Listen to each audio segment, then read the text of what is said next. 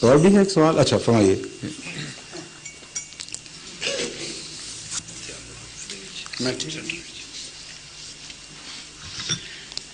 دوسرا سوال انسانی حقوق پر ہے، جی.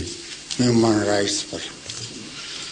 قرآن کریم کی تعلیم کے مطابق انسانی حقوق پر آپ روشنی ڈالیں، میں آپ کا مشکور ہوں. ٹھیک جی.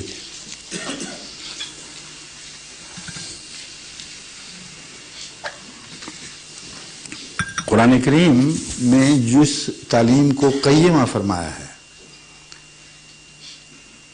اس کا ذکر ایک چھوٹی سی صورت میں آتا ہے جسے قیمہ نام دیا گیا ہے، القیمہ.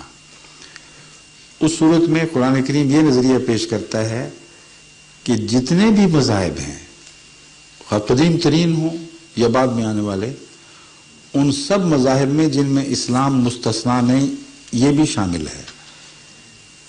چند بنیادی باتیں ہیں جو لازماً ہر مذہب میں ملتی ہیں. ان میں پہلی اللہ کا حق، توحید کا قیام. دوسری اس توحید کے سامنے خالص ہو کر جھکنا اور اپنے وجود کو اس کے سامنے پیش کر دینا.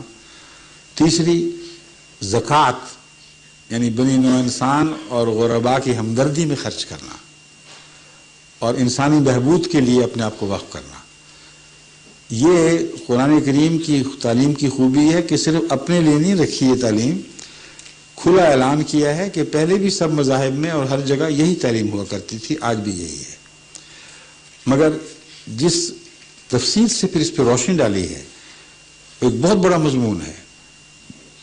غلام کے حقوق، آقا کے حقوق، مالک کے حقوق، عورت کے حقوق، مرد کے حقوق، انسانی حقوق کے جتنے بھی دائرے ہیں، ایک ایک دائرے کو لے کر اس کی تفصیل میں بیان فرمایا ہے. میاں بیوی کے آپس کے تعلقات، ان کے حقوق، بیٹیوں کے باپ پر، باپ کے بیٹیوں پر، ماں کے بیٹوں کے ساتھ، وغیرہ وغیرہ.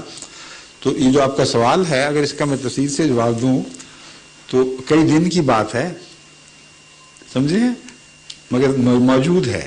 اصول وہ یہی ہے، آخری اصول اس کا خلاصہ، کہ کوئی شخص خدا کا سچا پرستار ہو ہی نہیں سکتا اگر خدا کی طرف منسوب کر کے دوسرے بنی نوع انسان کے خلاف نفرت کی تعلیم دے.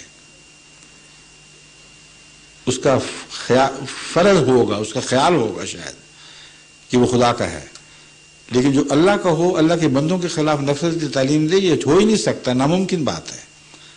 اندھیروں سے روشنی نہیں پھوٹ سکتی، روشنی سے اندھیرے نہیں پیدا ہو سکتے. یہ قرآن کریم بار بار فرما رہا ہے. تو آج جتنے بھی مذاہب ہیں، اگر وہ مذہب کے نام پر انسان اور انسان میں تفریق کرتے اور ان دوسروں پر، غیروں پر یلغار کی تعلیم دیتے، انہیں ہولی وار کہتے ہیں، تو ان سے بڑا جھوٹا کوئی نہیں ہو سکتا. قرآن کے بنیادی عقائد کی خلاف ورزی کرتے ہیں.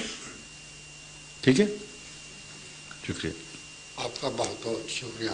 آپ کا شکریہ، آپ نے بہت اچھے سوال فرمائے ہیں، ماشاء اللہ.